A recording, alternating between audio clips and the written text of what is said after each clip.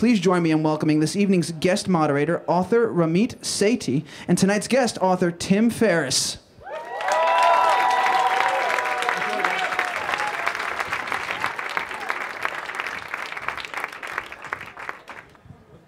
This is as fancy as I get. This is in New York. But notice. Thanks for coming, everybody. This is very exciting. So, certainly think up any type of curveball, fastball that you would like. Looking forward to the Q&A. All right. Let me start by introducing Tim. For anybody who hasn't heard of him, Tim Ferriss is the author of the #1 New York Times bestseller, The 4-Hour Workweek, and author of the new bestseller, The 4-Hour Body. Newsweek calls Tim the world's best guinea pig. And here are a few examples of that. Tim holds the Guinness World Record for the most tango spins in 1 minute. He was the 1999 National Kickboxing Champion. And he is an investor in companies like Twitter and Facebook. Tim's speeches are peppered with words from psychologists, ancient Roman philosophers, and Olympic trainers. His focus is exploiting the Pareto Principle, also known as the 80-20 rule, to get maximum results in the minimum amount of time. His newest book focuses on unconventional approaches to fat loss, muscle gain, and sexual performance, ranging from Tim gaining 34 pounds of muscle in 1 month to the detailed study of the 15-minute female orgasm. Tim received his BA from Princeton University in 2000, where he studied in the Neuroscience and East Asian Studies Department. So once again, let's welcome Tim Ferriss. All right. So Tim, before we get... Ramit has so much dirt on me. I'm just looking forward to seeing what comes out I'm going to get here. a couple drinks up here. Yeah. So before we get started, I actually want to check from the audience. Has anyone here lost 10 pounds using Tim's material? Wow. I would say about, about 10%, 15% honest. Anybody here lost 20 pounds? Okay. Anybody lost over 30 pounds using Tim's material? Nice. All right, Congratulations. Great. Beautiful. And I'm personally curious, has anyone improved their sexual performance using Tim's book? One very proud man in the back. Congratulations, sir. All right. So, Tim, you started with the 4-Hour Workweek, and now you've written the 4-Hour Body. And I'm just curious, there are hundreds and hundreds of other books in the health space published every year. Why this book? There were a few factors that all converged, and they were sequential, but then they cumulatively really convinced me that this was the book that needed to be written. So first is, even though most people associate me with time management, or many people did after the first book, the truth is that the real obsession is the physical tracking and predates that by a decade. So I've tracked food intake and workouts since about age 16 or so, and I still have probably 4 feet of notebooks starting from first year, or actually the summer preceding college, and then even before that. The second is, it was a very personal journey for me related to my family. My dad was very overweight. He was 250 pounds at 5'6", and had a number of health problems. And he was also limited in what he could do because he had multiple knee surgeries, shoulder surgeries, and had fractured his leg. One leg in particular in about 15 places. He had fallen off of a ladder, and the leg had become threaded through the ladder as he fell. So he couldn't do squats, leg presses, many different types of cardio. And I wanted to take, in this particular case, before the book ever came about, wanted to take the split testing, the multivariate testing, which Ramit knows a lot about, and we swap a lot of our findings on that you could apply to a web startup and apply it to the human body and see what the results would be. And did that with my dad, and he lost 90+ pounds of fat and gained 20 to 30 pounds of muscle, and that's as a 65-year-old who can't really use his legs. Which took him from, in his annual doctor visit, and I of course recommend having testing done much more frequently, but it took him from, you really need to change A, B, and C, or you're in danger of these following fatal problems, to, I don't know what you're doing, but keep on doing what you're doing. You might just live forever. Literally the words of his doctor. Lastly, was realizing that the physical body is the force multiplier, positive or negative, for everything else. And I remember having a conversation in 2007 with Clive Thompson of Wired magazine, and in the banter before the interview, jokingly said that the fears of modern man could be boiled down to too much email and getting fat. And then thought about it afterwards. I was like, that's actually kind of true. I mean, and when people change what they view as unchangeable related to the physical body, and that's the one area I've found where people who kick ass in every other area of their lives except mediocrity in the physical body, once they change that, then the transfer to other areas where they start to test those assumptions is tremendous. So I felt like I could have the broadest impact possible by writing the second book. All right. One of the common elements in both your books is using this Pareto Principle, this 80-20 rule, to get maximum benefit in minimum time and sometimes minimum effort. Can you explain what that is and how it relates to health and the body? So the Pareto Principle, Vilfredo Pareto, looked at the uneven distribution of wealth in society. And he realized at the same time that this disproportionate input and output, let's just say, could be applied to gardening. So 20% of the peas would produce, or pea pods would produce 80+% of the peas. It could also be applied to many, many other things. And I've seen it in customers, products, certainly time management when you look at time-consuming activities, removing different steps and processes like lean manufacturing. But it can also apply to the human body. If you think about exercise and nutrition as a drug, which I encourage people to think of both as, Dr. Doug McGuff is, I would credit with coming up with this, is you realize there's a dose. There's a minimum effective dose, just like taking an antibiotic, where you get the result you're looking for. Any less than that won't achieve the result. Any more than that is redundant and causes side effects. And that's true with exercise. So rather than saying, well, you should do 5 sets of 12, 3 sets of 15, whatever it might be, which in most cases are completely arbitrary, you can look at the science and then test over a very short period of time, like 2 weeks, and determine that, let's say for the medial deltoid, the side of the shoulder here, you can do 80 to 120 seconds of tension with a specific weight to failure, and you need that once a week, and you have consistent progress, and you make more progress in the span of 8 weeks than you'd made in the prior 5 years. And that precision, I think, is very important. And if you look at exercise science and nutrition in particular, they're really where surgery was in the 1600s. It's very primitive, and the science is really sloppy. And that's why you find people like Gary Taubes, for example, trained in physics, Harvard-educated, very smart guy, who can come in and look at nutrition and go, oh my God, this is so sloppy, and come out with some very clear conclusions that are contested, but otherwise, from my opinion, at least, pretty hard to convincingly argue against. So I wanted to take the testing and see what could be done with it. So let's talk about the fact that this area is so contested. Your books, both of them, have been very controversial. In fact, has anyone here searched on Google for Tim Ferriss, and when you type the last S, what's the next word you see? Scam. So, yes. So, I'm curious, what has been the most controversial response you've gotten from the book, and what has surprised you about that controversy? I did not predict accurately what the most controversial portion of the book would be.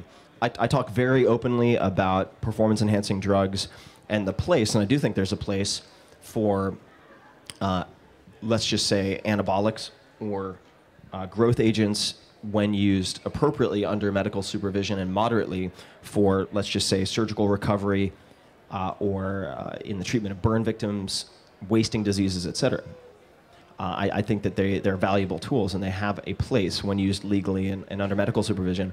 I expected that to create a tremendous amount of blowback, and I have seen, at least when making the rounds in media and so forth, not even mention made of it. I was astonished. I had all my ducks in a row. I was so ready to refute every single attack I received, and then nothing happened.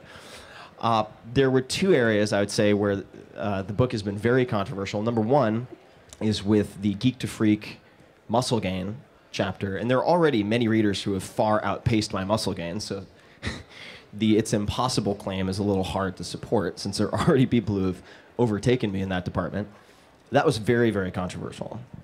The Can you explain what that is? What is that? So the geek to freak experiment was where I added the 34 pounds of lean body mass in 28 days and lost about, I think it was 3 pounds of fat and reduced my cholesterol from 222 to 147, if I remember correctly. No use of prescription drugs over the span of 4 weeks. And there are many people out there in the world who appropriate concepts that are valid in and of themselves, like calories in, calories out, from a thermodynamics standpoint, but then they bastardize the whole thing, and they use it to justify an argument where it doesn't make any sense. In other words, calories in this context would be eating. Calories out, they mistakenly believe, is only exercise, whereas if you excrete it, if you dissipate calories as heat, if you change your hormonal response to food, all of those tweak that equation quite dramatically. And that's why, for example, another experiment I did was consuming 6.8 times, I believe it was, my resting metabolic rate, and then clocking in at a lower body fat percentage. Like, how does that happen? It's entirely possible. So the Geek to Freak was extremely controversial. And then the sex chapters, I should say, have been controversial. I expected that. I didn't expect necessarily that my books would be yanked from the shelves of Costco because of the rather graphic illustrations. I wanted to use photographs, and the publisher was just like, no, you cannot use photographs. They didn't let you use cartoons? We're not going to negotiate. Right, so they said you can't use photographs. And you're talking about the Charlie anecdote. So Charlie's one of my employees.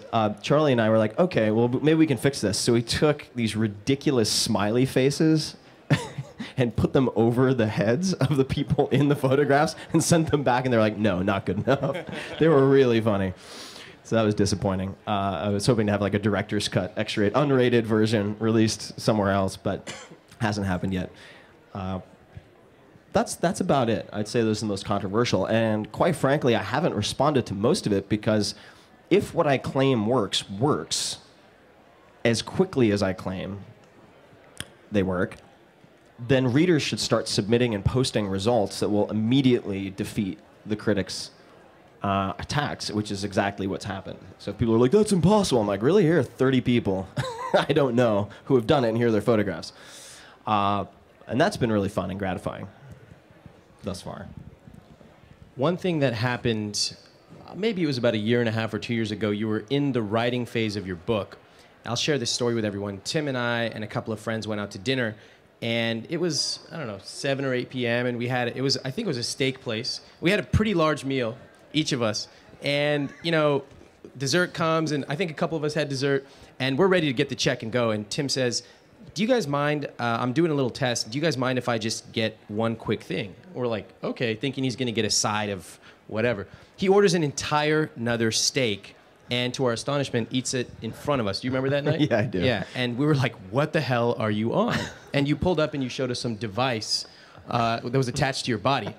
Yeah, implanted in my body. This was a Dexcom 7 continuous glucose monitor. So I'm actually just curious about what did you eat today and what did you eat on your last cheat day? Today, let's see, for breakfast I had, I didn't have eggs because I ran out of eggs. I would have had eggs. I had a boatload of turkey bacon. That's because I'm spending time with someone who won't eat pork bacon, to my dismay. But turkey bacon, kale, black beans, and half an avocado as a warm-up. And then 2 hours later, had another meal, which was miso. Let's see. It was a miso sauce on salmon, steamed salmon, with bok choy, and a few other vegetables with an unsweetened iced tea. And that's it. And I've had 2 cups of black coffee as well. And that's it. And what about your cheat day? Oh, yeah, my cheat day. Oh, I also had, just as a side note, I've also probably had 15 grams of vitamin C, powdered vitamin C, around 30 grams of L-glutamine. In terms of supplementations, I also took three capsules of Nordic, I think it's Nordic Naturals Omega-3. This morning, I'll take krill oil this evening, although I'm going to discontinue krill oil. And that's I think, all the supplementation I've taken today. Cheat day. Oh my God. It's hard for me to separate out my cheat days because I blind myself with carbohydrates. I can barely see straight. I don't recall my last cheat day, but I will say that a typical cheat day, because I'm a creature of habit, might be wake up, have a slow carb breakfast. That's a trick for damage control, for stabilizing your blood sugar. I'll also have around 8 ounces of freshly squeezed grapefruit juice, which can blunt the glucose response. Then, that's small, less than 500 calories. Then I will go down to my bakery, my favorite bakery, have 2 chocolate croissants, 1 or 2 Bear Claws, big cup of coffee, maybe with some milk, which I don't usually do. Cinnamon. I'm going to leave out the supplementation. There's plenty of supplements that I take on cheat days. And then I will walk half a mile down to my local market and maybe grab some quinoa, a kombucha, and maybe some creamed chicken with almonds, and I'll have that. And I could go on and on. This is like every 2 hours I'm doing something like this. I really like to eat. That dinner, though, I'll probably have a wild nettle pizza with pancetta and an egg on top, and I'll eat the entire pizza. And I'll have a couple of appetizers as well. And then I'll have an affogato, which would be ice cream and espresso. And then if I'm still hungry, I'll have something else. I really like dark chocolate with sea salt. That's just delicious. And baklava. I have a big container of baklava that I'm chipping away at that I bought in Jordan. So that'll be an example. All right. Yeah, I don't. Anybody surprised by that quantity? I don't fuck around on cheat days. Okay, we're going to take questions in just a few minutes, so if you've got one, it's a good time to think about it. I want to talk about the publishing side of this.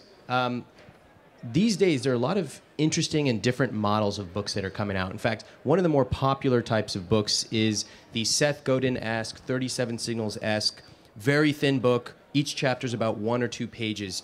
Your book, by contrast, is a behemoth. I got it in the mail, and I'm like, what am I supposed to do with this thing? Am I supposed to actually read it? Or do I use it to hold my door open?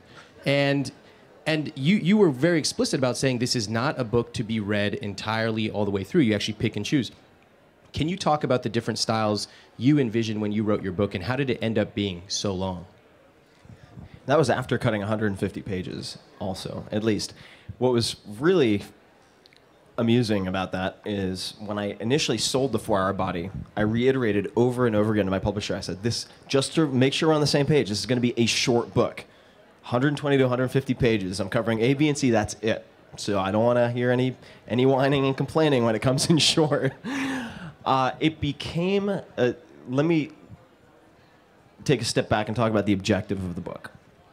There are many, many great books on nutrition and fitness, but I wanted to create a single volume that for the vast majority of people would be the last book they would ever have to buy on those subjects.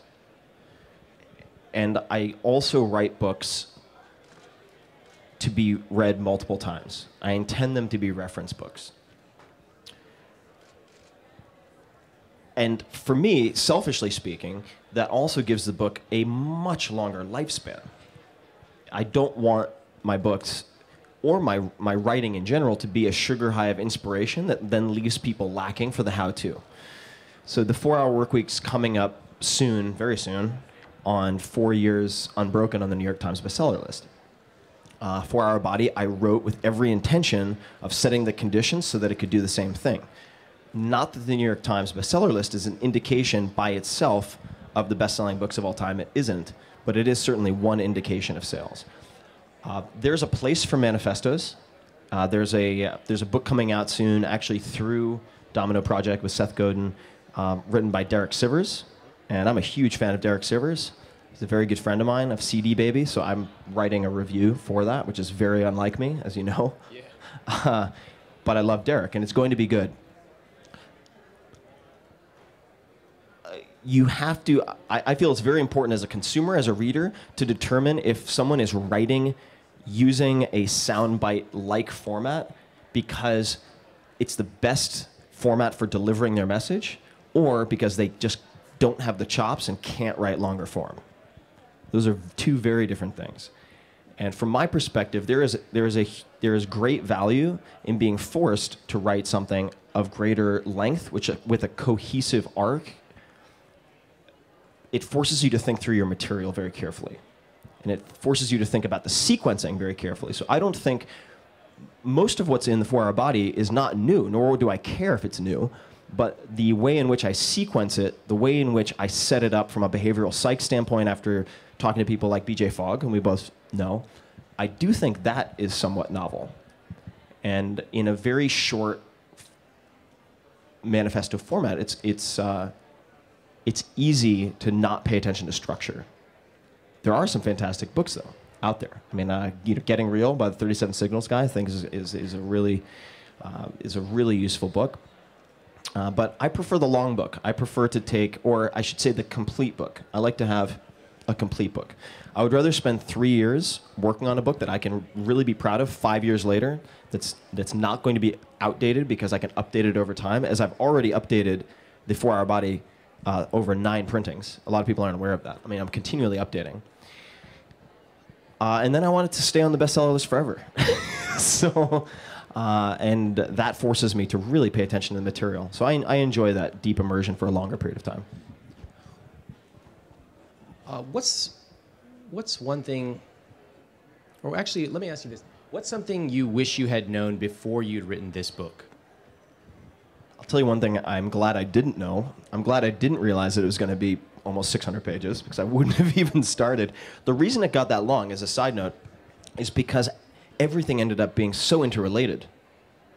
I couldn't, in good conscience, neglect talking about, let's just say, reproductive health and reproductive problems as related to grains or primarily, let's just say, a vegan diet. I couldn't, with good conscience, ignore those facets. And as soon as I started to explore, let's say, testosterone, it led to luteinizing hormone, which led to female sexuality. I wanted it to be comprehensive, and I didn't want to provide people with 80% of the puzzle. I wanted to provide as much as necessary and no more. And it turned out that what I felt was necessary was what ended up in the book. All right, and my last question for you is, I've spoken to a lot of your readers, and I think it's fair to say that you've inspired a lot of people to want to do something beyond the ordinary, beyond what they do on a day-to-day basis, whether that be investigating their muse, taking a mini retirement 3 times a year, optimizing their body in whatever way they want to do. So I'm curious if you can share some of the techniques you use to come up with an idea. Like, you just became interested in your health, and a lot of people are interested in their health. But here you are speaking at the Apple Store, and you've got a huge picture of your book, and your picture was up there. How do you go from X to Y? How do you go from having this idea to being able to implement something that millions of people see? What are some of the techniques you've used to accomplish that? To identify the idea? To identify the idea and go from idea to execution. I have a very simple approach to content and product creation, and it's a perhaps limited approach also. So people have asked me, well, what's the next book? And I've said, I'm not sure if I have another book in me. I may be done with interesting things to say, quite frankly. I focus on my own obsessions or scratching my own itch. Just like Jack Dorsey and the guys at Twitter started off making Twitter as something that they would use themselves. And now it's become something that can overthrow governments, along with Facebook. I don't want to speculate about a market I don't understand. I would rather start off building or exploring something that I know at least has a market of one. And then it's a matter of testing. And you're, of course, very sophisticated with testing. And testing could be as easy as noticing certain patterns, like, doesn't matter where I start in a tech conference or at a dinner, it always ends up being a bunch of CEOs asking me how they can lose abdominal fat. And so this happened for a few years, and I was like, Jesus, I need to write this book just so I don't have to have this conversation 100 times a year. And it's as simple and as complicated as that. Meaning, once I find, let's just say, a set of approaches that I believe capitalize on a very non-obvious, counterintuitive solution, a positive shortcut, in other words, I need to make sure that that is replicable. And I need to test that. Fortunately, with a blog that gets around 1 million uniques a month, it's become very easy for me to find guinea pigs to test things within the bound of ethics if they're not going to be putting themselves in danger, so I can get very good data very quickly. But for me, as someone who's providing how-to instruction, I need to make sure that the results are replicable. And that takes time. That's part of the reason the book took 3 years. But I would encourage people to scratch their own itch and then develop things around that, because you're not guaranteed a success. So if you design for someone else and then you fail, you didn't even enjoy the process. So I would say design for yourself, and worst case scenario, you end up with something very valuable for yourself and you enjoy the process along the way. All right, let's take some questions from the audience. Hey, how are you guys? My name's Eric. Just a quick shout out to Ramit. You're teaching me to be rich, baby. Love you.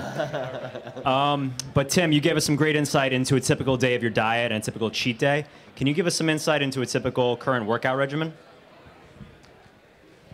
So current workout regimen is really maintenance phase at the moment. I'm actually doing more prehab than anything else. I thrive with having a goal with some form of deadline. So as some people here may know, I'm going to be training for a marathon or an ultramarathon this year.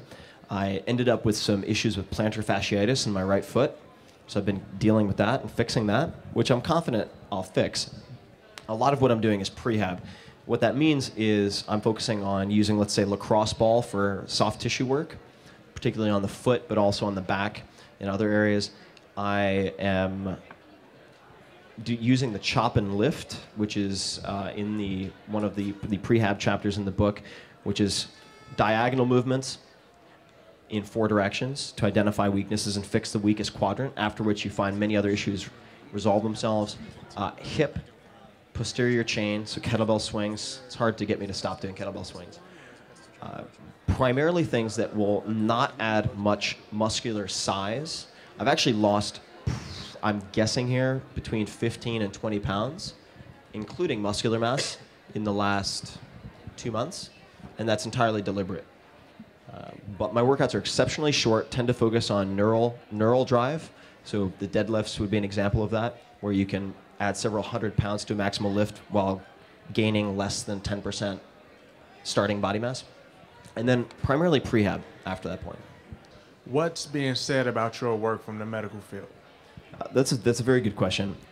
I would say the reviews have been mostly positive. If people have read the material, there are some really amusing articles out there. There was one from U.S. World and News Report, if you want to see a skeptical piece, where there's skeptic after skeptic cited, and they all say, I haven't read the book, but it sounds too good to be true. Like, that's a very unscientific response to a scientific question.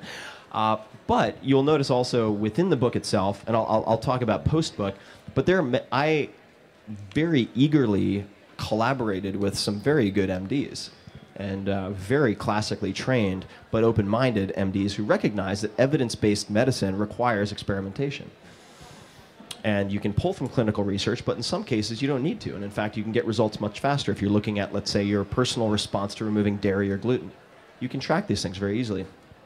The results been the feedback has been very positive. I also debated, if anyone's interested, an MD on ABC a while back. So you could take a look at that. But the response has generally been very, very good.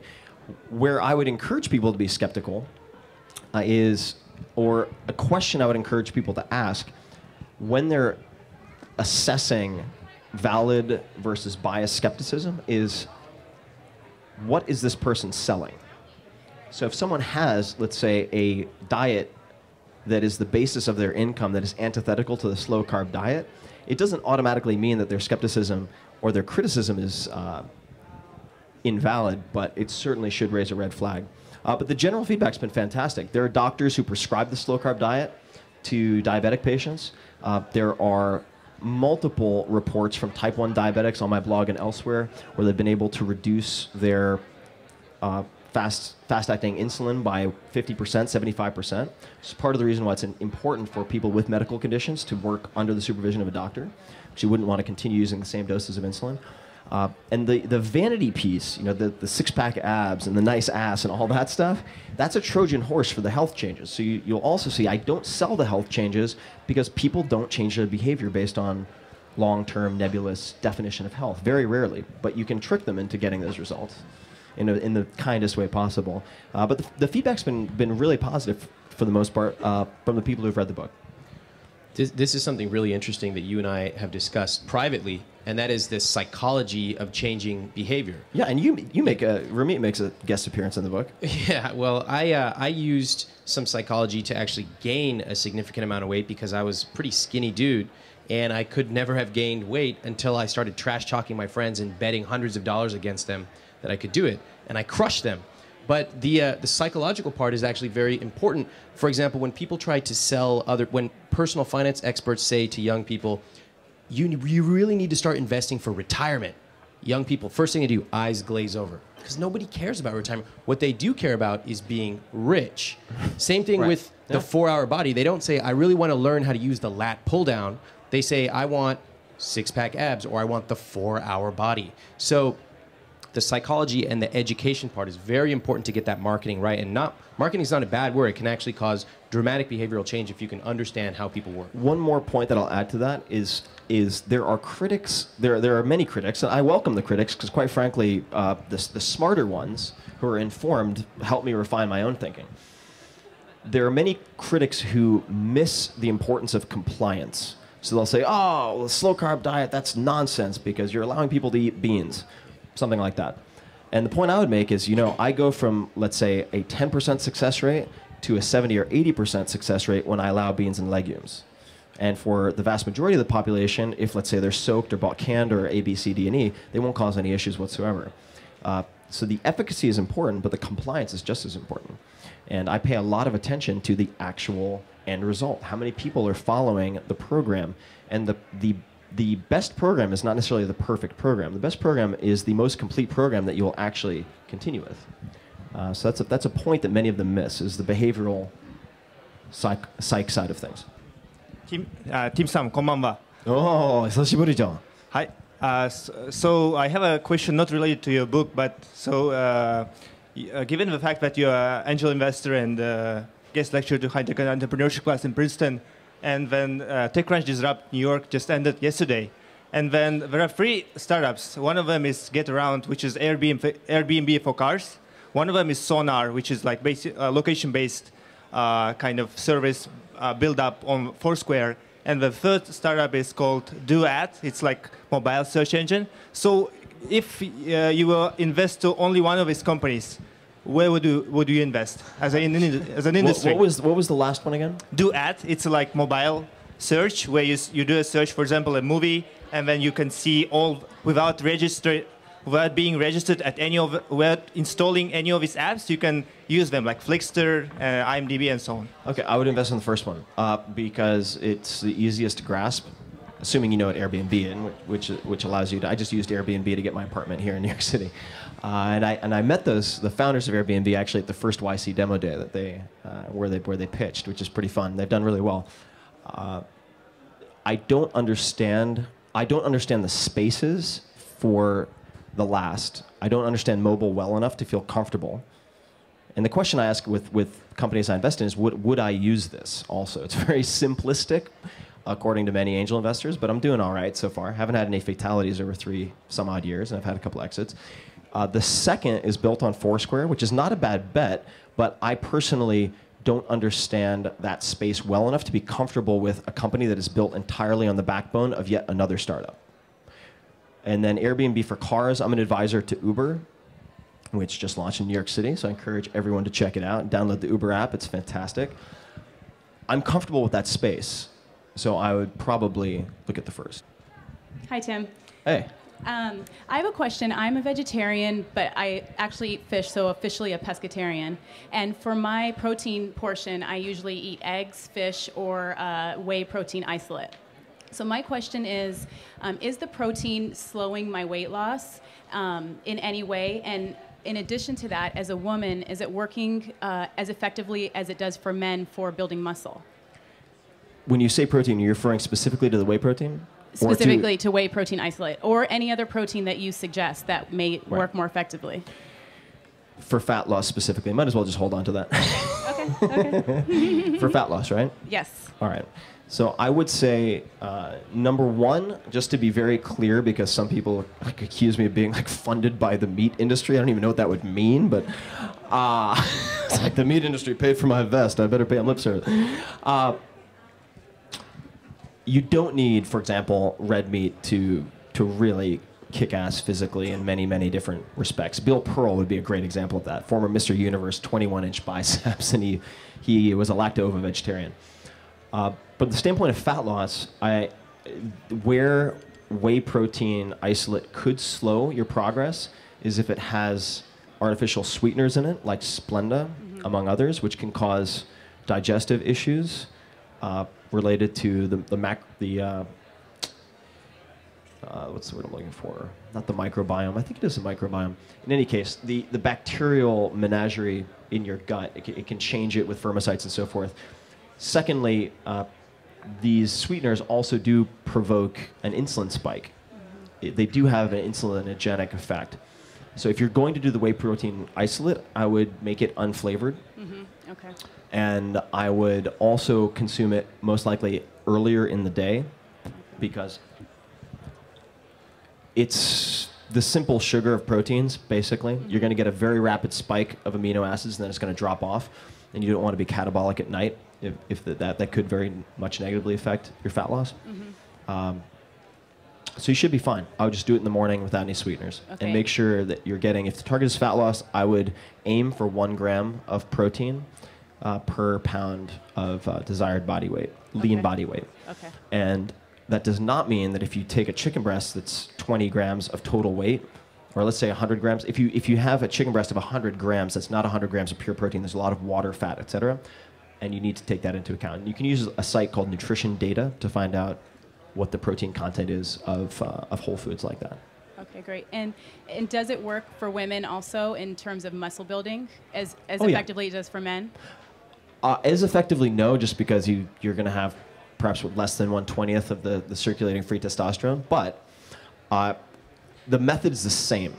For gaining muscular mass, whether that's 1 pound or 20 or 50 pounds, the approach is the same. So yes, for gaining muscular mass, that's part of the reason that some women get frustrated after the first 2 or 3 weeks of the slow carb diet, because they say, I'm not losing weight, I'm not losing weight. In reality, they've been protein deficient, so now that they're consuming whole proteins and getting more of it, they naturally, even without exercise, gain muscular mass. That's why it is critical for women in particular, because women are usually on more of a merry-go-round or musical chairs of fad diets. You need to track measurements, and that means either body fat composition, like a DEXA scan or a bod pod, or in simplest terms, you need to take circumference measurements, because the inches come off well before the pounds for women, and that means you're losing body fat, even if the weight stays the same. But yes, it works. Okay, thanks. Now, Tim, just a quick question. You mentioned the slow carb diet, and you put an ebook out with that. Is that still available? No. The ebook was an experiment. I run a lot of experiments, and it was done for many, many different reasons. That's an area that I'm looking at closely. You can buy it right now on Blur, but it costs $10,000 a piece. So if people want to know, if somebody said, I like this guy and I want to try some pre-made diets based on his recommendations, where could they go? There's a delivery place in New York City. Oh, what's it called? Charlie Hone and I used it for the entire time I was here for the book launch, and we had slow carb compliant food delivered. Anybody know I think it was Pump. I think it's called Pump. Is there a chain called Pump, a small chain? Yeah. There we go. Pump, New York City. And certainly the diet is easy to follow. It's really easy. I mean, you can go out I went out to French restaurants, Italian restaurants. You don't have to change much. Just avoid the rice and the bread and substitute in something else or pay for a side of vegetables. It's really easy. Hi, my name is Barry, and the question is actually very similar with the U.S. News one. It's actually going to be regarding about the sleep, 2 hours sleep. So, according to your book, you can function well only within 2 hours sleep a day, taking 6 20-minute naps spaced evenly over a 24-hour period, known as the polyphasic sleep. And according to you and Dustin Chartis, mentioned that non-REM sleep is just unnecessarily unconsciousness. And according to Matt Bianchi, the neurologist and sleep physician at Massachusetts General Hospital in Boston, quoted in that article, mentioned that the claim is completely untrue, and the fact that how how it's actually a foundationless. So I just like to ask you, knowing that you're a data person, I just like to know what evidence that you actually have that these medical professionals don't have, and are actually are saying they're actually denying on this possibility and all that. Yeah. So the first I would say is that on the non-REM sleep being wasted time, I disagree with Dustin on that, but I didn't want to edit his work. But the moral of the story being that you can split sleep into multiple sessions to reduce total necessary volume is accurate. And the data that I have that certain MDs may not have is it ranges. So the first would be I can't talk about this specific company, but I'm working with a company and they're tracking with EEGs, brainwaves and so forth, and tracking multiple variables, polyphasic sleepers. And I'll be debuting this data on my blog, so it will be out shortly. But you can demonstrate very clearly these people are actually engaging in polyphasic sleep, and that it does have the purported impacts on REM in terms of total percentage of sleep. The second point I would really emphasize is that people are misquoted in the media all the time, and I have tremendous respect for people who are medical professionals who are good at what they do, and this guy is probably good at what he does. What I imagine happened is that the journalist said, Tim Ferriss claims this, this, and this. What do you think about that? And to put his response in context, I would want to know what the this, this, and this is. So for example, in the current issue of Elle magazine, there's a 4-page spread called, I don't remember the exact title, but it's a piece on me and the slow carb diet and so forth. And it says, Tim Ferriss dislikes the medical establishment. Totally false. Totally false. I dislike bad doctors, and there are plenty of them. And there is a joke that a friend of mine told me. He used to work at the Mayo Clinic, which is a fantastic organization, and I say that just to indicate his credibility. He's an MD. And he said, C equals MD. Do you know what that means? I said, no. He goes, if you get a C in medical school, you pass and you get your MD. Somebody's at the bottom of that class. There are a lot of bad doctors. I don't have anything against the medical establishment. I have something against bad science and people who stick their head in the sand rather than keep up to date on developments in their own field. But that's how I would respond. And that's also a very controversial area. But I can point to people who have done it, and we're going to have some really fascinating data that will demonstrate exactly how that's possible. And the other thing is, just a quick, sorry guys, I'll hang out, don't worry. The other thing I would say is that just because you can do something doesn't mean you should do something, all right? I don't follow Uberman's schedule, taking 20-minute naps throughout the day, because I would be here and I'd be like, guys, it's been awesome, I need my 20-minute nap, or I'll be screwed for 48 hours. It's antisocial and completely untenable for the type of social life that I want to have.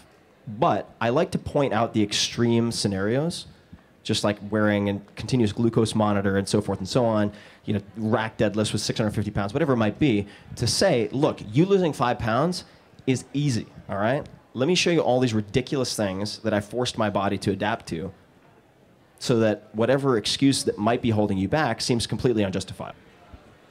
Hey, Tim. Started reading your book. I'm going to be a junior in college studying business. I don't go to a very good college, to be honest with you. I go to a college that's in the shadow of an Ivy League college that has a better business program than we do. And everyone kind of poops on us for being the worst business program in our little town in upstate New York. So I got to a point where I was talking to a college counselor, and she said, where are you going to go to get your MBA? And I said, I don't know. And I found your blog post, Make Your Own MBA. Basically, the most interesting thing I found in the field, brought it to my college counselor. She said, this is complete garbage. You can't do any of this. You need to stay here, get your MBA, give us another $50,000. And that's poor salesmanship on her part. Yeah. So my question to you is, do you think education and business are directly related? Now, you're educated in neurobiology and East Asian studies. You have no background in finance or business. You did study at Princeton. But what do you think the correlation between business, education, and success are?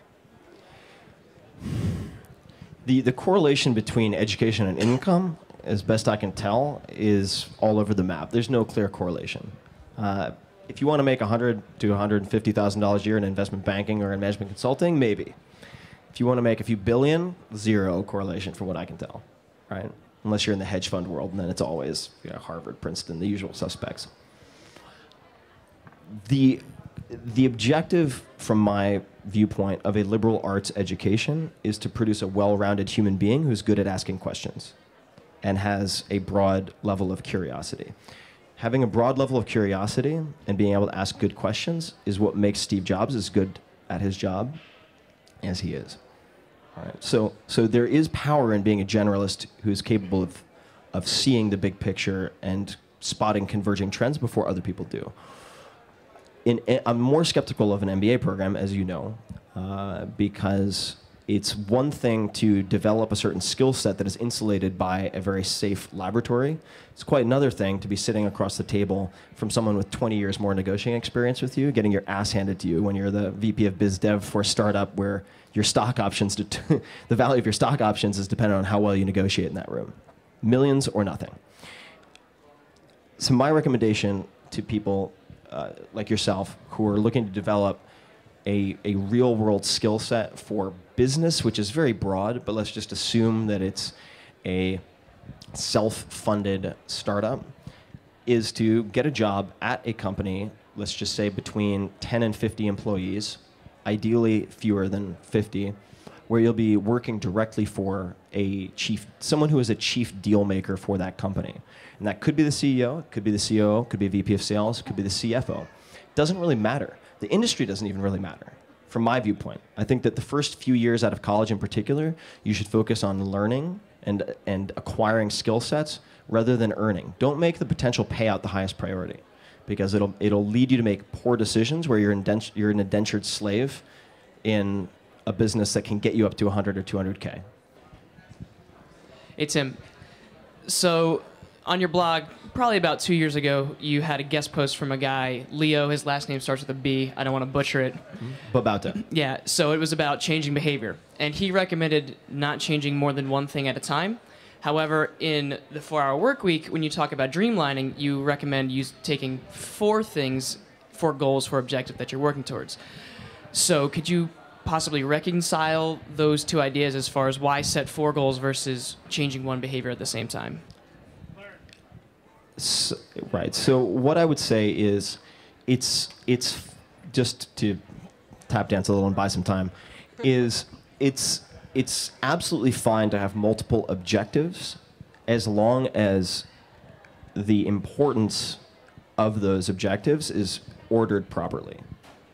So you won't necessarily equally weight all of those things. I would also differentiate between 3 or 4 things you want to accomplish that are simply capitalizing on current behaviors and changing an entrenched behavior like smoking or eating. Those are very different things. So I do agree with Leo that, let's just say you want to, and this is a real example from BJ Fogg actually, if you want to help, let's say, people over the age of 50 to quit smoking, if you say, here's a smartphone, we want you to use texting to help you quit smoking. Those are 2 new behaviors, 2 brand new behavioral changes, and the failure rate's going to increase. Whereas on the other hand, if I say, what do you want to have, what do you want to be, what do you want to do, and we define those things carefully, and then one of them is I want to buy an Aston Martin DB9, and my next step for that one is call and find out how much financing is on a monthly basis in these 3 places. That is not a new behavior. It's a new objective, it's not a new behavior. So I suspect that for each of those, that would be my answer. But in general, I would say yes, one behavioral change at a time. I don't know. Do we have to get out of here? Are we in a rush? I can answer more questions. I'm cool with that. Hi, Tim. I'm curious about, you've had so many vast experiences in life and you've done so many incredible things. What, out of all the things that you've done, have been some of the few defining moments, the few pivotal experiences that really, changed the game for you, that made things take a completely different path, would you say?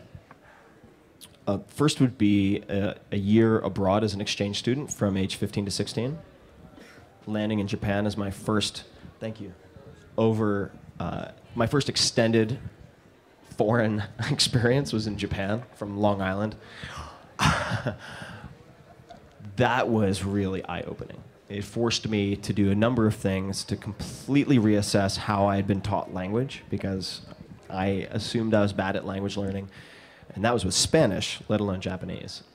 So I had to completely develop my own approach from the ground up. Secondly, realizing how many behaviors, collective behaviors, are more or less arbitrary. There is no one right way. Do you take a shower and use soap in the shower? Do you take a shower, soap off, then get in a bathtub what your host grandmother, father, and mother have already been in? Kind of seems gross, but came to be normal. Do you drive on this side of the road or that side of the road? Do you sell bourbon in a bar, or do you also sell it in a vending machine? Not that I drank it all at 15 or 16. Along those lines, is it normal to have senpai, the people above you in the hierarchy of the school, treat you like a slave? And do you have to follow their directions? And the short answer is yes, you do have to follow their directions, or they throw you on your head, in the judo club at least.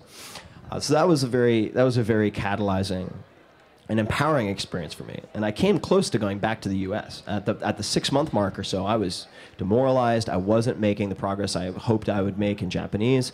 And I've since recognized that is a very typical plateauing point for language learning. And as long as people expect that, and I can build in that expectation, they can overcome it. Just like for losing body fat, if someone needs to lose 30, 40, 50 pounds of body fat, I say no exercise. I say focus on the diet for the first 2 months. Typically, for a number of reasons I won't bore you with, you're going to plateau between weeks 8 and 12. That's when you layer in your first exercise, and then you'll overcome that plateau.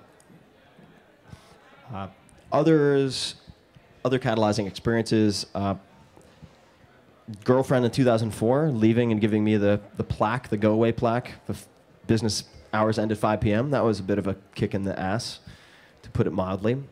That certainly propelled me in a different direction. Another would be becoming involved in the startups, to come back to your real-world MBA. Becoming involved in the startup scene and investing and advising, and realizing that selling a company doesn't need to be complicated. And that gave me the confidence, which is the prerequisite for everything else, the confidence and the technical know-how and the relationships with lawyers, so that I ended up selling my own company. And that was something that evaded me simply because I thought it could not be done. That's it. I even put in the first book, I was like, it was impossible to sell. Well, lo and behold, not impossible. Those would be a few that come to mind right away.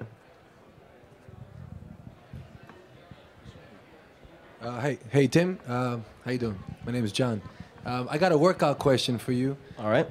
By the way, the book is amazing. I haven't tried every chapter, but I could prove every chapter to someone. The ones I've tried have. Awesome. I've made amazing gains. Congratulations. But my question is, I've been working out all my life, and I just wanted to know your thoughts on calisthenics versus weight training, and how, like, you can squat 400 pounds, but doesn't mean it would translate into a one-legged squat. Right. You Definitely. See? Mm-hmm. And that comes into play with fighting and a lot of functional sports. Are you training for something in particular? No, I just make goals. I make goals every few months, and then I achieve them. But I was just wondering on that, as I'm going through trying to get more core calisthenics training. I read some nice books from the guys with the kettlebell website. I forgot the Dragon Door. Yeah, and did you read Combat Conditioning? Convict Conditioning. Yeah, and it's fascinating, and it makes a lot of sense to me. I'll explain that in a second, guys. Because I know a lot of people that are strong that way. But the strength training, you make faster gains somehow. Like I'll gain size in a month doing weights. Yep. It doesn't translate at all to. Right. So I'll tell you. Let me explain. I'll give a little bit of context for the audience. So Convict Conditioning is a cool book. It's actually written by an ex-con who was forced to do all of his exercise within the confines of something like a 10 by 10 foot cell.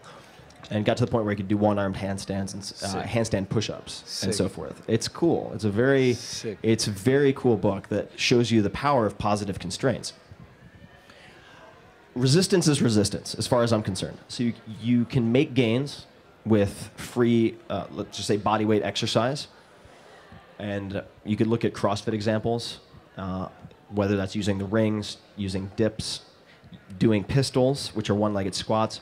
You can get tremendously strong doing body weight exercise. The challenge with body weight exercise, if you add no additional weight, is the ability to apply progressive resistance. It's harder in a precise way to increase the resistance 5%, 10%, 2%, 10%. So if you're in a push-up, yes, you can make various changes to elevation and so forth. You could remove, let's say, 1 foot to have to work with counter rotation. But to go from 2 hands to 1 hand, that's a big ass jump. And you're going to end up compromising form and so forth. But I love body weight exercise. I think it's fantastic. I do a lot of body weight exercise while I'm traveling as well. And if you think you're strong, if you can, like you said, to use your example, if you think you can squat a lot, most people just don't bother squatting, which is criminal. But if you don't squat, just try to learn how to do a pistol, a one-legged squat. For people who want to learn the skill of strength, and make no mistake, there is a skill to strength, understanding the biomechanics and the physics involved. That's the fastest way to get stronger, whether it's in your sport or in your life. Consider taking the RKC1, the Russian kettlebell certification, level 1. It will change forever how you look at strength training and the mechanics involved. But yeah, I love both. I'm agnostic. Mix it up, right? Yeah, mix it up. By the way, it's funny. You and I talk a lot about our titles of our book, which sounds so ridiculous, but that guy puts our book to shame. Oh, convict conditioning? That is the best title I've heard in years. Yeah, it's a great title. Question to the far, far left. Hey, what's up, Tim? Hey. Just quick couple questions right here. Has there anybody in your team that's been really important to you, besides yourself, obviously, like your team of people that you work with, that's been really instrumental in your success, whether it be an agent or a coach or a parent, something like that? The other thing is, any tips on lowering triglycerides? And the third is, what's the book's take on alcohol? All right. The first question, real fast. We're talking about publishing. I just have to constrain a little bit. Yeah, whatever. Publishing or, interviews, somebody who's helped do stuff that you couldn't do in terms of taking you to the next level. I'll just talk about publishing because that's how most people here came to know who the hell I am in the first place, which was a real inflection point for me. My agent, Steve Hanselman, absolutely, critically important. And I want to emphasize also with a good agent, and we've had conversations about this before, but from my experience, a good agent is not getting paid the 15% in the world of books for selling the book. I can do that on my own right now. I'm paying him for all the negotiating and work that comes after the book is sold. Make no mistake, selling the book is the easy part. Even though I was turned down by 26 out of 27 publishers, selling is the easy part. It's the conflicts and the conflict resolution and the production and the control of the content. That's where you're going to have your battles. And he's also an ex-publisher. So recommendation for people who are considering the traditional publishing route, get an agent who understands the production. So he used to run Harper Business, Harper San Francisco, and Harper Resource, which means he absolutely knows the costs involved and the profit and loss, which gives me a huge advantage over people who have agents who have been nothing other than agents. Charlie Hone has been critical over the last 2 years or so, certainly in the production of the 4 Hour Body, and has helped me to identify where my management or instruction needs to be dramatically clarified. But we have a great working relationship, and I've learned a lot from Charlie. The entire publishing team has been very important, it's important to realize self-publishing is not a panacea. People view it that way. I could talk for ages about it, but I won't. And then my friends, choosing my peer group very, very carefully. So I've been very fortunate to get to know people like Ramit, like Kevin Rose, like Matt Mullenweg, and I mean, I've learned a hell of a lot from Ramit, and we have that type of, we get enjoyment out of that trading lessons learned. And that's true with Kevin, that's true with Matt, that's true with all of my friends that I choose. So I think the peer group is critical. Triglycerides, the easiest, so there are a few things. You will get temporarily elevated triglycerides from fructose consumption, with fruit, for example. But removing the grains and carbohydrates is going to be the fastest way to do that. Otherwise, you can take supplementation, which will help to reduce cholesterol. But for example, red yeast extract, is that right? Am I getting that right? Red yeast rice extract, it's been a long time since I've used it, will get you the effect that a statin would, but you have to recognize that molecularly it's effectively a statin. So it's not just because it's a supplement intrinsically safer or without side effects. Niacin, as far as low-hanging fruit goes, 500 to 750 milligrams. I'm not a doctor, I don't play on the internet, but I will just say personally, 500 to 750 milligrams of slow niacin prior to bed, also quite effective. But first and foremost, it would be removing the starches and refined carbohydrates. Almost without exception, people will see dramatic decreases in triglycerides, and also for people who are pre-diabetic or predisposed to diabetes, you will see I've seen, and this is not going to be true for everyone, but dramatic reductions in hemoglobin A1C. So people are typically, if they're looking at glucose, they might look at fasting glucose. Fasting glucose is fine for a snapshot in time, but hemoglobin A1C is thought of as a 3-month indicator, so it's very important for diabetes. And I've seen that fall by 50+%. So those would all be things to look at. But yes, triglycerides is a good idea to keep track of. Much more informative than total cholesterol. Oh, alcohol.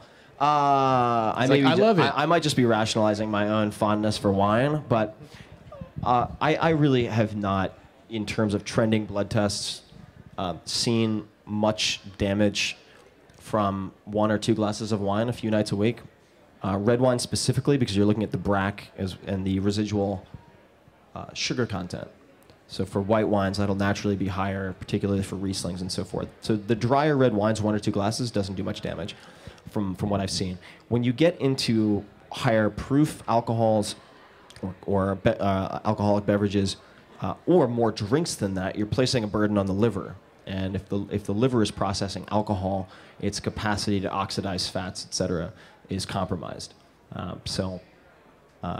would be a recommendation. If you're looking for a drink, if you don't want to be that guy at the bar where all your buddies are like slamming back Guinnesses and you're like, I'll have a Pinot Noir, please. If you don't want to be that guy, then you can have what's called the NorCal Margarita, which Rob Wolf introduced me to. And I'll let you look it up. But a NorCal, N-O-R-C-A-L Margarita is also a great drink.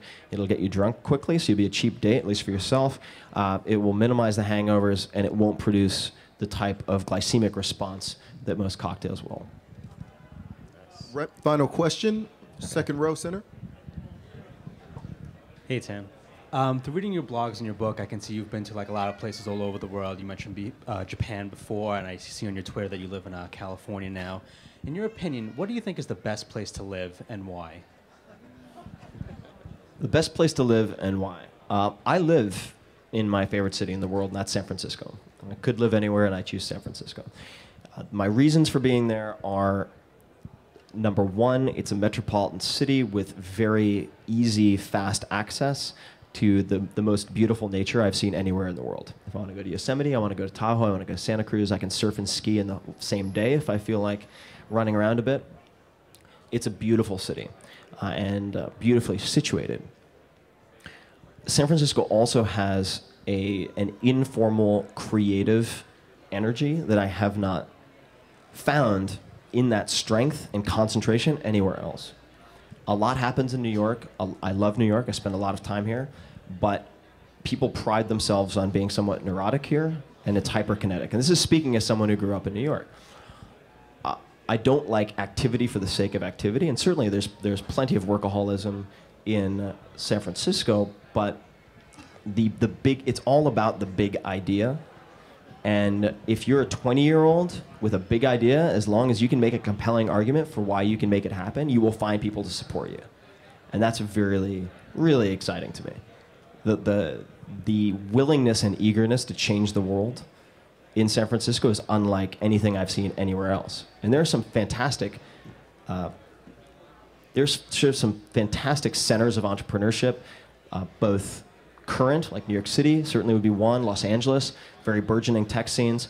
Then you have places like Berlin, and San Francisco and the Bay Area, they don't have a monopoly on entrepreneurship but it is a breed of creativity that I just have not found that palpable anywhere else in the world. And that's really exciting to me. And the weather's nice too. Sorry? And the weather's nice too. Yeah, and the weather's nice up until about 4 p.m. And then you better have your jacket because it gets chilly. So I would encourage everyone here, take a trip to San Francisco and have some wine in Sonoma while you're at it. All right, guys. I'll stick around for just a little bit. But thank you all very much for coming. I really appreciate it. It means a lot to me. Thank you.